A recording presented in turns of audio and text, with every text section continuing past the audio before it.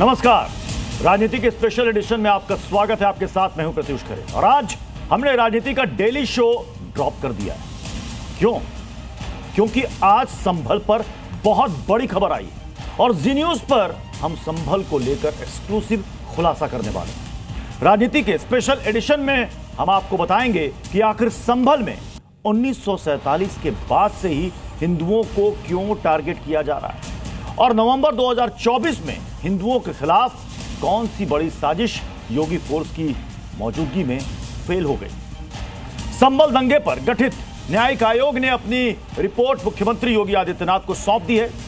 450 पन्नों की इस रिपोर्ट में सिर्फ 24 नवंबर 2024 की हिंसा ही नहीं बल्कि पिछले कई दशकों से संभल में हुए दंगों का जिक्र है और कई चौंकाने वाले खुलासे भी किए गए हैं। रिपोर्ट में खुलासा हुआ है कि लगातार होने वाले दंगों की वजह से संभल की डेमोग्राफी बदल गई। आजादी के वक्त जहां संभल में हिंदुओं की आबादी करीब 45% थी, वहीं अब यह घटकर सिर्फ और सिर्फ 15 से 20% रह गई है। यानी 1947 से अब तक संभल में 30%, जी हां 30% हिंदू आबादी घट चुकी है। तो वहीं 1947 में जहां मुस्लिम आबादी 55% थी, वह बढ़कर 85% हो गई है। यानी आजादी के बाद मुस्लिम आबादी 30% बढ़ी है। और यही नहीं, दंगों और असुरक्षा की वजह से बड़ी संख्या में हिंदू परिवारों को पलायन भी करना पड़ा है। और तो और हरिहर मंदिर को लेकर भी कई सनातनी निशान का जिक्र इस रिपोर्ट में है। इस मुद्दे पर चर्चा के लिए हमारे साथ कई बड़ी हस्तियां भी मौजूद हैं, उनसे बात करेंगे, चर्चा करेंगे, लेकिन उससे पहले यह रिपोर्ट देखिए।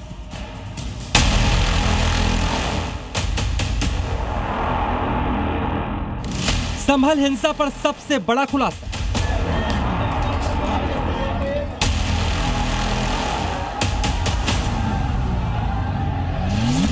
$450 पेज में दंगे के साजिश डिकोड। फिर संभल में दंगे भड़के, फिर हिंदू मुसलमान मारा। 277 दिन की जांच, सामने आया सच।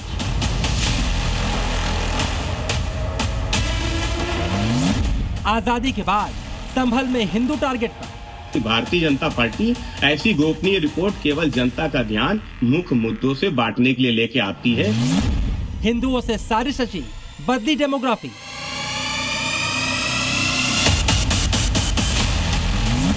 संभल में जामा मस्जिद नहीं, हरिहर मंदिर। देश में जानबूझकर के डेमोग्राफी को चेंज करने के लिए एक साजिश रची जा रही है। संभल में हिंदुओं के खिलाफ बड़ी साजिश रची गई, ये बात इस रिपोर्ट के अंदर है। दूसरा अहम बिंदु, नवंबर 2024 में भी हिंदुओं को मारने की प्लानिंग थी, यानी कि हिंदू टारगेट पर थे। तीसरी बात, संभल हिंसा के दौरान बाहर से दंगाइयों को यहां पर बुलाया गया था। संभल में हिंदू मोहल्ले में पुलिस की मौजूदगी से वहां पर लोग बच पाए। दंगों में हिंदू समुदाय को सबसे ज्यादा नुकसान पहुंचा। 1947 के बाद हर दंगे में सिर्फ हिंदू मारे जा रहे हैं, इसका भी जिक्र है। सुनियोजित दंगे की वजह से हिंदुओं का पलायन हुआ। 1947 के बाद 45% से 15% हो गई है हिंदू आबादी। आजादी के बाद 30% हिंदू आबादी यहां पर घट गई है और दंगों की वजह से संभल की डेमोग्राफी बदल गई है। ये बातें इस रिपोर्ट में हैं। अपने मेहमानों से आपको मिलवा देते हैं। राकेश त्रिपाठी बीजेपी के प्रवक्ता जुड़ चुके हैं। अनुराग भदौरिया हमारे साथ हैं, समाजवादी पार्टी के प्रवक्ता। विजय शंकर तिवारी हैं, विश्व हिंदू परिषद के प्रवक्ता। मुमताज आलम रिजवी हैं, इस्लामिक स्कॉलर। नाजिम खान हमारे साथ हैं, इस्लामिक स्कॉलर हैं। अमन गिरी महाराज धर्मगुरु हमारे साथ हैं। डीपी शास्त्री भी हमारे साथ मौजूद हैं, धर्मगुरु। लेकिन सबसे पहले मैं विशाल का, अपने सहयोगी का रुख करूंगा। विशाल, इस रिपोर्ट के आने के बाद यह बात तो तय है कि अब सियासत और ज्यादा दहकेगी। देखिए, बिल्कुल इस रिपोर्ट के आने के बाद सियासत भी तेज है, क्योंकि साफ तौर पे इस रिपोर्ट के जो कुछ जो पॉइंट जो लीक हुए हैं उसमें इस बात का जिक्र किया गया है कि वहां पर जानबूझकर जो घटना हुई है में वो जानबूझकर कराई गई। वो ये केवल एक ऐसी घटना नहीं थी जो अचानक से आक्रोश की वजह से हुई, इसको सुनिश्चित तरीके से उस घटना को कराया गया। इसके साथ साथ इस पूरे मामले में ये स्पष्ट आया है कि संभल में जो आबादी, जो हिंदुओं की आबादी जो शहरी क्षेत्रों में होती थी, करीब 45% तक वो कम होकर 15 से 20% पहुंच गई है। नगर पालिका में इसकी आबादी जो है हिंदुओं की 55% होती थी, लेकिन वो भी कम हो गई। मतलब जो पलायन का मुद्दा लगातार उठता रहा है, उसका जिक्र इस रिपोर्ट में किया गया है। जी शुक्रिया विशाल। मैं राकेश त्रिपाठी जी आपका रुख कर रहा हूं। रिपोर्ट में जो बातें हैं वो सामने आ चुकी हैं। अब इसके बाद क्या एक्शन होगा, क्योंकि इसमें लगभग वही बातें हैं जो उस दंगे के बाद, उस हिंसा के बाद सामने आ रही थी कि यह सुनियोजित साजिश थी। रिपोर्ट भी वही कह रही है। देखिए प्रत्युष जी, संभल की ये रिपोर्ट कह रही है कि संभल जाइए। ये केवल एक संभल नहीं है, इस देश में कई ऐसे संभल का निर्माण हो गया है, देश में कई ऐसे कश्मीर का निर्माण हो गया है। आप याद करिए कश्मीर की परिस्थितियों को, जहां से कश्मीरी पंडितों को पलायन के लिए मजबूर होना पड़ा। उसी प्रकार की अवस्था आज आपको संभल की इस रिपोर्ट से दिखाई पड़ रही है। आपको याद होगा इससे पहले आज स्वर्गीय हुकुम सिंह हम लोगों के बीच में नहीं है, लेकिन उन्होंने कैराना में भी पलायन का ऐसे ही मुद्दा उठाया था कि कैराना में कैसे पलायन हुआ है। पश्चिमी उत्तर प्रदेश के अधिसंख्य जिलों की इसी प्रकार की अवस्था है। पंडित नेहरू के समय से, देश की आजादी के बाद से जो मजहबी तुष्टीकरण का एक कीड़ा है ना, इसने राजनीति को इतना ग्रसित किया है कि उसके कारण से बड़े पैमाने पर मजहबी तुष्टीकरण का खेल राजनीतिक दलों द्वारा खेला गया और हिंदू निर्वासन को, पलायन को मजबूर हुआ है। हिंदुओं की जान माल की सुरक्षा खतरे में हुई और एक के बाद एक और आपको यह जान करके बड़ी हैरानी होगी कि आज तो संभल की अवस्था यह हो गई है कि वहां 15%, 20% हिंदू बचे हैं। ऐसी अवस्था में अब वहां तुर्क और पठानों के बीच में संघर्ष हो रहा है, क्योंकि हिंदुओं का जो जबरन धर्मांतरण कराया गया, मतांतरण कराया गया, वो मतांतरित होकर के पठान बने और पठानों के को आज वहां के तुर्क अपना गुलाम मानते हैं, उनको हेय दृष्टि से देखते हैं। वहां समाजवादी पार्टी के मौजूदा सांसद जियाउर रहमान बर्क, उनके वालिद सफीकुर रहमान बर्क, ये कहते हैं, तकरीर में कहा इन्होंने कि तुर्क इस देश के मालिक हैं। और यह बात पठानों को बहुत नागवार गुजरी है और तुर्क और पठान के बीच में 24 नवंबर को गोलीबारी हुई है। सच बात यह है कि जिस प्रकार की हिंसा के मुहाने पर, जिसको कहते हैं बारूद के मुहाने पर लाकर के देश के अलग अलग जिलों को लाकर छोड़ दिया है, यह संभल जाने की एक चेतावनी है। ठीक है, मैं अनुराग भदौरिया आपसे समझना चाहूंगा, रिपोर्ट में जो बातें सामने आ रही है सोर्सेज के हवाले से, इसमें समाजवादी पार्टी के सांसद, विधायक के पुत्र और मस्जिद की इंतजामिया कमेटी के पदाधिकारियों की मिलीभगत की बात इसमें है। देखिए, एक चीज मान के चलिए कि भारतीय जनता पार्टी को इसके बाद पूरा एहसास हो चुका है कि अब उनकी सरकार नहीं होने वाली, क्योंकि 2027 की हार उन्होंने स्वीकार कर ली है। उन्हें पता है कि वो जनता के मुद्दों पे चर्चा करने से बचने लगे हैं। उन्हें पता है कि 50% टैरिफ लग गया है कि लोग और बेरोजगार हो गए। पहले ही बेरोजगारी से कमर टूटी हुई थी, लोग परेशान थे, अब और बेरोजगार हो गए क्योंकि सारी इंडस्ट्री बंद होने लगी है, मैन्युफैक्चरिंग यूनिट बंद हो रही है 50% टैरिफ लगने से। महंगाई पहले से कमर तोड़े हुए, किसान वैसे ही परेशान है, हेल्थ व्यवस्था चरमराई हुई है और एजुकेशन व्यवस्था की हालत देख लीजिए। स्कूल मर्जर करने पर लगे हुए थे, वो स्कूल की व्यवस्था नहीं सुधार पाते, स्कूल में पानी भर जाता, तालाब बन जाता है। इसमें बात करने से बच रहे हैं। अब क्या लेके आए?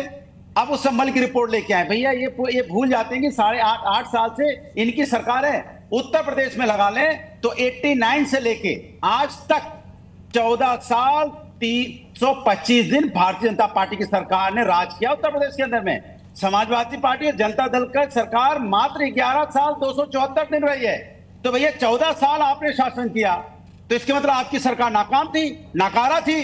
कहिए कल्याण सिंह जी ने कुछ नहीं किया, कहिए आपके गुप्ता जी ने कुछ नहीं किया, कहिए राजनाथ सिंह ने कुछ नहीं किया, कहिए योगी जी ने कुछ नहीं किया। सरकार आपकी और अन्याय होता रहा। 14 साल सरकार आपकी रही उत्तर प्रदेश के अंदर में और आप हाथ में हाथ धरे बैठे रहे। ये है आपकी आपका बेचारापन, जो कि अब आपको लग रहा है कि आपके सब। लेकिन अनुराग जी इस रिपोर्ट को आप लोग मानेंगे या नहीं मानेंगे? देखिए, मैं कह तो रहा हूं, आपको बता तो दिया कि 14 साल से सरकार, 14 साल इस देश में किसकी रही है? 89 से लेकर उत्तर प्रदेश में अब तक भारतीय जनता पार्टी की। तो भारतीय जनता पार्टी की सरकार में अब यही तो कह रहे हैं कि वहां पे इस तरह से दंगा हुआ, वहां पे आतंकी माहौल बना, वहां पे लोग बाहर से आ गए, इंटेलिजेंस डिपार्टमेंट फेल हो गया, पुलिस को पता ही नहीं चला, लोग आ गए, पत्थर बरस गए, गोली चल गई, लोगों की मौत हो गई। लेकिन सरकार को क्या है? सरकार को पता ही नहीं चलता है। राजू, इस रिपोर्ट के आने के बाद संभल में माहौल क्या है? देखिए, निश्चित तौर पर संभल में जो माहौल था, मैं बता दूं कि जो 15% आबादी है आज भी डर और खौफ के माहौल में हिंदू वहां पर जी रहे हैं। हिंदुओं का कहना है कि अभी जो फिलहाल सरकार चल रही है, सरकार ने तो इसे कंट्रोल कर लिया, अगर ये सरकार जाती है तो उनका क्या होगा। जिस हिसाब से आज़ादी के बाद 15 हिंसा हुई, 15 दंगे हुए और हर एक दंगे के बाद हिंदू वहां से पलायन करने लगे।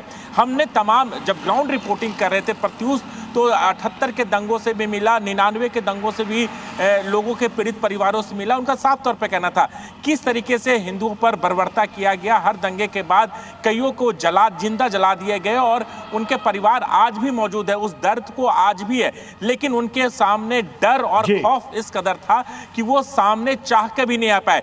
लेकिन जब इस बार न्यायिक आयोग की टीम पहुंची थी, 3 सदस्यीय टीम, हमने उन लोगों से भी बात की, जब न्यायिक आयोग की टीम उनसे बातचीत की, उनके रिपोर्ट लिखे, उस रिपोर्ट का जिक्र इसीलिए न्यायिक आयोग ने किया है कि सिर्फ इस रिपोर्ट में 24 नवंबर 2024 के हिंसा को लेकर दंगों की बात का जिक्र नहीं है। 78 से यानी आजादी के बाद से जितने भी दंगे हुए उन सब का जिक्र है। बहुत बहुत शुक्रिया राजू राज हमारे साथ जुड़ने के लिए। मैं विजय शंकर तिवारी जी आपके पास आ रहा हूं, चूंकि इसमें आजादी के बाद से अब तक के हुए दंगों का पूरा जिक्र है और कैसे 79 सालों में वहां की डेमोग्राफी धीरे धीरे करके बदल गई। अब 15 से 20% हिंदू ही वहां पर बचे हैं। अब सवाल है कि इतने सालों में कई सरकारें आई, कई सरकारें गईं, तो किसके समय में पलायन रुका, किसके समय में पलायन बढ़ा, यह भी तो अपने आप में एक पेचीदा विषय है। और अब हिंदूवादी संगठन ने इतने सालों तक किया क्या उनको वापस बसाने के लिए, पलायन रोकने के लिए? प्रत्युष जी देखो, एक रिपोर्ट तो आई कम से कम। इसके पहले तो रिपोर्ट लाने का भी हिम्मत नहीं होती थी लोगों की। अभी भदौरिया जी बहुत बड़ी बड़ी बातें कर रहे थे, बच रहे थे वो, यानी वो वहाँ के 1975 से लेके अब तक जो त्रासदी वहाँ के हिंदुओं ने झेली है, अपने घर छोड़े हैं, अपनी फैक्ट्री छोड़ी है, उनकी बहन बेटियों के साथ बलात्कार हुआ है, वहाँ पर जो कुएं थे उनको पाट दिया गया, उनके बाजार पाट दिए गए, उनके घर कब्जे कर लिए गए, ये सब कुछ समझ में आया। इस पर अच्छा होता राजनीतिक है, वो वोट बैंक की राजनीति करते हैं, तो जो हिंदू हैं क्या उनके वोट इनको नहीं चाहिए? लेकिन नहीं, उनको केवल खास एक वर्ग के वोट चाहिए, बाकी किसी के वोट उनको नहीं चाहिए। आज ये रिपोर्ट देश में सबके सामने आई है। आज इनको ट्रंप याद आ रहे हैं, आज इनको ट्रंप याद आ रहे हैं। आज एक मिनट, भदौरिया जी आप चिढ़िए मत, भदौरिया चिढ़िए मत। आज आपको ट्रंप याद आ रहे हैं, आज आप संभल के हिंदू याद नहीं आ रहे। हम दूसरी बात कर रहे हैं, हमें पता है कि आपके साथ बलात्कार हुआ, उनकी याद नहीं आ रही, आपको ट्रंप याद आ रहे हैं। समुद्र पार बैठा हुआ ट्रंप याद आ रहा है, आज आपको टैरिफ याद आ रहा है, आज वो रिपोर्ट याद नहीं आ रही। देखो प्रत्युष, आप भदौरिया जी को रोकिए, मैं तब बात करता हूं। एक सेकंड, अनुराग जी अभी डिबेट में समय पूरा मौका मिलेगा, फिर से मौका मिलेगा, आप काउंटर कर लीजिएगा। लेकिन बीच में अगर 2 मेहमान एक साथ बोलेंगे, किसी को बात समझ में नहीं आएगी। Please continue. विजय शंकर तिवारी की भी जिम्मेदारी बनती है कि सरकार पे सवाल पूछे कि सरकार भारतीय जनता पार्टी के लोग क्यों जीते हैं। एक मिनट, इनसे बात करिए ना। देखो प्रत्युष जी, ऐसे नहीं चलेगा। ये मछली बाजार बना के रखा है। किसी राजनीतिक पार्टी के प्रवक्ता है क्या? ये बात करना नहीं। अनुराग जी सवाल पूछ लिया गया इनसे, सवाल पूछ लिया गया। विजय शंकर तिवारी जी लोगों की मौतें हो जा रही है, घर में चूल्हा नहीं चल रहा है, आपको उनकी दर्द नहीं है, जो लोग बेरोजगारी करने पे मजबूर है। एक सेकंड, आप हिंदू मुस्लिम में लगे रहते हैं। अनुराग जी एक सेकंड। जिस घर के अंदर नौकरी की आवाज कम कराओ, बोलने दो उनको दूसरे को। परेशान होते हैं, ऐसे नहीं देखा आपने इस बात को, जो कि आप देखना नहीं चाहते कि घर के जिस घर का चूल्हा। अरे भाई सुनने दो यार, एक करके बोले, बाकी पैनलिस्ट भी इंतजार कर रहे हैं, बाकी पैनलिस्ट भी इंतजार कर रहे हैं। अनुराग जी चर्चा न होने पाए, बोलते रहिएगा तो चिल्ला होगा डिबेट। ये षड्यंत्र अनुराग भदौरिया का है, अपने सब चिल्लाओ, सब चिल्लाओ। अनुराग भदौरिया का षड्यंत्र ही है। अनुराग भदौरिया जी मैं बार रिक्वेस्ट कर रहा हूं, अपने बारे में बोलिएगा, काउंटर करने का पूरा मौका मिलेगा, चिंता इस विषय का है। आपको उसकी चिंता ही नहीं है कि अपने बच्चे का कैसे विजय शंकर तिवारी जी को मेरे साथ उसकी रखिएगा नौकरी स्क्रीन पर चली गई है। पीसीआर। और नौकरी हिंदू मुस्लिम विजय शंकर तिवारी जी, विजय शंकर तिवारी जी, जो सवाल यहां पर अनुराग भदौरिया ने उठाया, इनका कहना है कि आपकी सरकार है और इन्होंने यह भी गिना दिया कि कब कब दूसरे दलों की सरकार थी और कब कब वहां पर बीजेपी की सरकार थी। इन्होंने कहा कि इतने सालों में आपने क्या किया। और दूसरा सवाल कि इतना सब कुछ होता रहा, लोग आते रहे, प्लानिंग करके घुस गए घुसपैठिए, इंटेलिजेंस कहां था? हाँ प्रत्युष जी, आज जो हुआ है उसको तो स्वीकार करिए, जो नहीं हुआ उसकी आलोचना वो भी करेंगे, हम करेंगे। हम कहते हैं सपा की सरकार थी तो हर गली मोहल्ले में मर्सिडीज खड़ी थी क्या? ये इस प्रकार की बात करते हैं। और हम कहते हैं आज हिंदुओं की जो पीड़ित अवस्था है उसका एक विवेचन हुआ है, उसकी एक रिपोर्ट हुई है, उस पर बात करने के लिए तैयार नहीं है। यानी इसका मतलब है कि इस देश में जो बहुसंख्यक हिंदू है उसको इस प्रकार से ये प्रताड़ना सहेंगे और ये उनके लिए बात भी नहीं करेंगे। आप केवल संभल की बात नहीं है, हम तो सारे देश की बात करते हैं। जहां जहां मुस्लिम आबादी बढ़ी वहां से हिंदू आबादी घटी, वहां से हिंदू पलायन हुआ। मेवात आपका है 1947 में 79% वहां पर हिंदू था, आज वहां 20% रह गया है, 74% मुस्लिम हो गए। कहां गए? उतर के देते हैं कि बिजनेस करने गए हैं।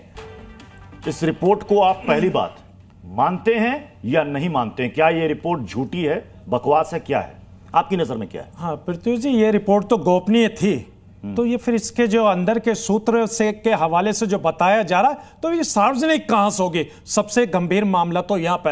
अब ये बता दीजिए, जिस तरीके से यहां पे कहा गया कि भाई वहां पे हिंदू मार दिए जाते, भाई ये कौन से बात आप लोग करते हैं? जबकि देश तो सुरक्षित हाथों में है और यहां उत्तर प्रदेश के अंदर तो योगी जी का शासन बड़ा स्ट्रांग है, प्रशासन स्ट्रांग है, तो फिर यहां पर हिंदू कैसे मार दिए जाते हैं? इस तरीके का भ्रम जो जिस तरीके से फैलाया जा रहा है, यही तो देश के अंदर नफरत का माहौल है। भाई हम तो अपने हिंदू भाइयों को गले लगा रहे, लेकिन ये दूसरी कम्युनिटी को किस तरीके से पेश कर रहे हैं कि यहां पर हिंदू नरसंहार की तैयारी चल रही थी, यहां खत्म करने का मामला था। इस तरीके से देश के अंदर आग लगती है, ऐसा नहीं होना चाहिए। रिपोर्ट में तो यह कहा गया है कि यहां पर हिंदुओं के खिलाफ वर्षों से साजिश की जा रही थी। इस रिपोर्ट में यह भी कहा गया है कि दंगों की प्लानिंग काफी पहले से कर ली गई थी। हाँ, इस रिपोर्ट में यह भी है कि हिंदुओं की आबादी क्या हुआ करती थी और आज 30% घटकर मात्र 15% हो गई है। ये भी तो इस रिपोर्ट। हाँ पृथ्वी जी, देखिए ये 2011 के आंकड़े के बाद जनगणना क्या अभी तक हुई है? नहीं हुई। 2021 में होनी थी, कोरोना काल की वजह से नहीं हो पाई। लेकिन मैं ये कहना चाहता हूं कि जिस तरीके से 15% की बात ये करते हैं कि यहां पे 15% हिंदू है, लेकिन मैं इस बात को भी तो बार बार कह रहा हूं कि ये रिपोर्ट को किस तरीके से आधार मान लिया जाए। जब रिपोर्ट तो ये गोपनीय थी, तो फिर ये जब गोपनीय रिपोर्ट थी तो इसमें से जो पॉइंट निकल कर आ रहे बाहर, ये कैसे आ रहे? इस तरीके का भ्रम देश के अंदर फैलाया जा रहा है कम्युनिटी के खिलाफ। अब ये भ्रम वाली बात हो गई। मैं समाजवादी पार्टी की सांसद ने जो कहा, जो इस वक्त अनुराग भदौरिया भी कह रहे हैं कि असल मुद्दों से ध्यान भटकाने के लिए इस तरह की रिपोर्ट आ रही है। मैं 2-3 विषय कहूंगा। हाँ। ये भारत का भविष्य है। संभल एक रोड मैप है, जिस तरीके से आगे आने वाले समय में भारत दिखेगा। अगर आज भी हिंदू संगठित नहीं हुआ, हिंदू अपनी आवाज एक तरीके से नहीं बोल पाया, मुसलमान समाज में एक बहुत अच्छी बात है कि वो एक होकर दिखते हैं, चाहे वो अंदर से एक हो या ना हो, लेकिन वो एक होकर दिखते हैं। इसी तरीके से हिंदुओं को भी अपने अंदर परिवर्तन लाना पड़ेगा। दूसरी बात ये रही कि किस तरीके से आप डिंपल यादव जी के बयान को, क्या डिंपल यादव जी के लिए ये बड़ा बयान नहीं था? उसने मुस्लिम प्रवक्ता को ऑन एयर पिटवाया। समाजवादी पार्टी ने अपने ऊपर वो लिया। क्या हमारे बीच में मुमताज भाई हैं, हाजी साहब है, आप एक बार भी क्या उसका समर्थन करेंगे डिंपल यादव की बात का कि किस तरीके से मुस्लिम प्रवक्ता का अपमान हुआ यहां पर? उन्होंने अगर कोई बात बोली तो उनके ऊपर कानूनी कार्रवाई होनी चाहिए थी, ये नहीं कि न्यूज चैनलों में आकर आप मुस्लिम प्रवक्ताओं को पिटवाओ। क्या आप डिंपल यादव का इस बात में समर्थन करेंगे? और आज के समय में संपल की जो डेमोग्राफी है वो किसी से भी छुपी नहीं है। और किस तरीके से आप कह रहे हैं सरकार का भी किसी को भय नहीं था। जब आप विष्णु शंकर जैन का आपको याद होगा, जब ईदगाह का वो पैमाना एएसआई के साथ गए थे, जब वो पैमाना करने गए थे, उनको उनकी जान की लाले पड़ गए थे, भागे थे वो। क्या सर्वे में क्या सर्वे में धार्मिक नारे लगाए जाएंगे? देखिए नहीं, मुझे बता दीजिए। क्या ये संविधान के अंदर है कि आप कोई भी सबूत नहीं कीजिए? ये क्या कर रहे हो? क्या वहां कर रहे हो? इसकी परमिशन दे। डिंपल यादव के नाम पे तुम्हारा मुंह हो जाता है। परमिशन दे। ये डिंपल यादव के नाम पे तुम्हारा मुंह हो जाता है। साहब ने डिंपल जी के बारे में कहा, उनका अपना बयान था, किसी मुसलमान ने समर्थन नहीं करा था। नहीं करा मुसलमान ने, मुसलमान की पिटाई का विरोध भी नहीं करा। उन्होंने जिस तरीके के मुसलमान की पिटाई का विरोध भी नहीं करा, मौलाना के साथ पिटाई, अरे कानूनी कार्रवाई का तो हर कोई समर्थन करता है। मुंह से हम डिबेट में आते हैं, तुम्हारे मुंह से कुछ गलत निकल सकता है, मेरे मुंह से कुछ गलत निकल सकता है, इसका मतलब ये नहीं है। जिस तरीके का माहौल आप जैसे लोग बनाते हैं देश के अंदर, संभल से भारत की पहचान, भारत की पहचान हमारे होती है। अब सुंदर तरीके से, ये सुंदर तरीके से भारत की पहचान कितनी सुंदर तरीके से, जबकि सुंदर तरीके से विदेशों में जाते हैं। देश को अगर कोई बचा सकता है तो बजरंग दल बचा सकता है, देश को अगर बचा सकता है तो विश्व परिषद बचा सकता है। ये मेरा निजी पहचान, मैं ये मानता हूं इस तरीके का जो आज के समय में काम हो रहा है। मतलब किस तरीके से आप लोग दिमाग बटा रहे हो, संभल के अंदर किस तरीके से आप लोग छोटे छोटे बच्चों को मदरसे में उनका ब्रेन वॉश कर रहे हो। पैनी नजर आप लोगों पर भी, मगर आप अरे कौन सी पैनी नजर है? ऐसा क्या गलत काम करते हैं, ऐसा क्या गलत काम करते हैं? मैं मुमताज आलम रिजवी को भी डिबेट में ला रहा हूं। मुमताज आलम रिजवी जी, इस रिपोर्ट में यह भी बात कही गई कि अगर पुलिस ना होती तो हिंदुओं को टारगेट करने की साजिश वहां पर सफल हो जाती। पुलिस थी तो वहां पर बड़ी हिंसा नहीं हुई। अब सवाल है कि यह पूरे हिंसा की प्लानिंग कर कौन रहा था, क्यों कर रहा था? मुझे तो लग रहा है कि अगर बीजेपी सरकार ना होती तो ठीक होता, अगर बीजेपी सरकार ना होती तब सब बहुत अच्छा होता। मुझे तो ये लग रहा है भाई पुलिस क्यों ना होती, और पुलिस वहां पे और सारे लोग बाहर से आ गए, सब कुछ हो गया, टेंस था वहां, जय श्री राम के नारे लगा के लोग चले गए, और पुलिस अगर ना होती, अजीब सा सवाल है। दूसरी बात ये जो आप लोग इतना हंगामा मचा रहे हो, ये बताओ नोएडा और ग्रेटर नोएडा ये डर की वजह से बना है कि डेवलपमेंट की वजह से बना? किस लिए ये बन गया? गुरुग्राम में ये जो सब नई आबादियां बनी हैं ये डर की वजह से बनी कि डेवलपमेंट की वजह से बनी हुई? भाई 47 में हालात खराब हुए, मुल्क तकसीम हुआ, फिरकावाराना फसादात हुए। अभी मैं रिपोर्ट देख रहा था, पिछले 5 साल में 3000 दंगे हुए, और ये मैं नहीं कह रहा हूं, ये डिप्टी होम मिनिस्टर जो सेंटर के हैं उनकी रिपोर्ट है पार्लियामेंट की। बताइए, तो इस वजह से जब सरकारें सुरक्षा नहीं दे पाएंगी, जब सही सरकारें नहीं चलाई जाएंगी, जब राजनीति की जाएगी, जब एक दूसरे में लड़ाने का काम किया जाएगा बजाय मिलाने के, तो लोग डरेंगे, लोग एक दूसरे से जगह जाएंगे। हमने कहा कि आपको वो नजर आता है, मुजफ्फरनगर नजर नहीं आता। 50,000 लोगों ने हिजरत की वहां से, नकल मकानी की, आज भी वहां पे कैंप पे लोग हैं, और कई नई बस्तियां बनी हैं, लोग अपने गांव लौटकर नहीं गए। क्यों नहीं गए? कभी आपने उस पर सवाल किया? कभी वहां आपने पूछा? इसलिए दंगा फसाद की राजनीति बंद कर देनी चाहिए। और बीजेपी पहले तो मुस्लिम अपीजमेंट बात कर रही है, अब जो हिंदू अपीजमेंट का काम कर रही है।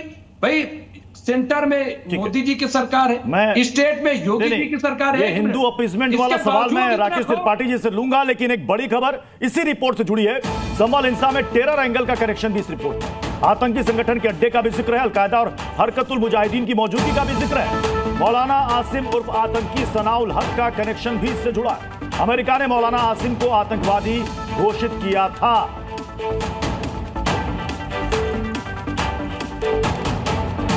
तो रिपोर्ट में संभल को आतंकी संगठनों का अड्डा बताया गया है। अलकायदा और हरकतुल मुजाहिदीन की मौजूदगी का जिक्र है। अवैध हथियार और नारकोटिक्स गैंग पहले से यहां पर सक्रिय बताया गया है। मौलाना आसिम उर्फ आतंकी सनाउल हक का कनेक्शन भी जुड़ा है। अमेरिका ने इसे आतंकवादी घोषित किया था।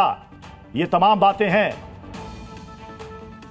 मैं हमारे साथ हैं डीपी शास्त्री जी। डीपी शास्त्री जी, जो बात अभी मुमताज आलम रिजवी ने कहा कि ये दंगे फसाद की ये सिर्फ और सिर्फ राजनीति है, नहीं, इसको बीच बीच में छोड़ दिया जाता है।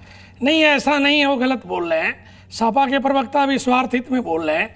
1 अरब 95 करोड़ वर्ष पूर्व से हमारी सनातन और सूर्य की गणना ज्योतिष में लिया गया है। असंभल सतयुग में भी रहा चक्रपुर नाम से, और आज भी वो ट्रेंगल पॉइंट में राम वन से गंगा इत्यादि हरिहर मंदिर से जुड़ा हुआ है। ये हमारे वेदों में प्रमाण है। उसके बाद वहाँ भगवान नारायण की और भगवान शिव की प्रतिमा रही है, उसका नाम ही हरिहर मंदिर है। ये समयानुसार इनका जहाँ बाहुबल बढ़ गया, ये लोग हिंदू के सनातन के मंदिरों पे कब्जा किए, हमारी इज्जत के साथ इन्होंने खेला और बहुत सारा ये लोग गलत काम किए। देश आजाद हुआ, कांग्रेस आई, कांग्रेस को कोई लेना देना नहीं था हिंदू का। जितना भी नुकसान हुआ सब हिंदू छवि के लोगों का हुआ, धर्म का हुआ, सनातन का हुआ, मंदिरों का हुआ। इनको तो गवर्नमेंट बढ़ावा देती रही, कांग्रेस बढ़ावा दी, सपा बढ़ावा दी। आप सब जानते हैं 11 वर्ष और 14 वर्ष में जो बीजेपी के गणना करना चाहते हैं, बीजेपी तब आई है तो सब पता लग रहा है, नहीं आती तो कुछ पता भी नहीं लगता। मैं राकेश त्रिपाठी जी आपके पास आ रहा हूं, चूंकि अभी हमने डिंपल यादव का बयान भी सुना और जो अनुराग भदौरिया भी कह रहे हैं, एक ही बात, असल मुद्दों से ध्यान भटकाने की कोशिश। सवाल यह भी है कि दूसरे टर्म की आपकी सरकार है, इस समस्या के समाधान में आपको कितने वर्ष और चाहिए? 5 वर्ष, 10 वर्ष, 15 वर्ष, 20 वर्ष, 25 वर्ष, कितने वर्ष चाहिए? कब तक यह मुद्दा चलता रहेगा कि साहब हिंदू पलायन कर गए, हिंदू की आबादी हो सकता है कि फिर कल को कहिएगा कि घट के 5% हो गई है, तो रोकेगा कौन? जिम्मेदारी किसकी है? राकेश जी। देखिए प्रत्युष जी, बहुत सामान्य सी बात है, बहुत सामान्य सी बात है कि किसी भी वस्तु की रचना करने में हमेशा समय ज्यादा लगता है और उसका विध्वंस करने में समय बहुत कम लगता है। दशकों तक विध्वंस किया गया है। समाजवादी पार्टी की सरकार का कार्यकाल बता रहे हैं, उसके साथ में कांग्रेस की सरकार के कार्यकाल को छोड़ दे रहे हैं, बहुजन समाज पार्टी के कार्यकाल को छोड़ दे रहे हैं। ये सभी तो एक थाली के चट्टे बट्टे हैं। इन सबने मिलकर के मजहबी तुष्टीकरण किया है। और इसीलिए जब हम दंगों की बात कर रहे हैं तो 1947 के बाद से लेकर के लगातार जो दंगे हुए हैं, 16 बड़े दंगे हुए हैं, जिन दंगों में सैकड़ों हिंदुओं को, निरपराध हिंदुओं को, मासूम हिंदुओं को बिना किसी दोष के उनकी हत्या की गई, उनके परिजनों का बलात्कार किया गया, उनकी संपत्तियों पर कब्जा किया गया और उसके बाद यह पलायन हुआ है। लेकिन ये पूछ रहे हैं कि भारतीय जनता पार्टी की सरकार ने क्या किया?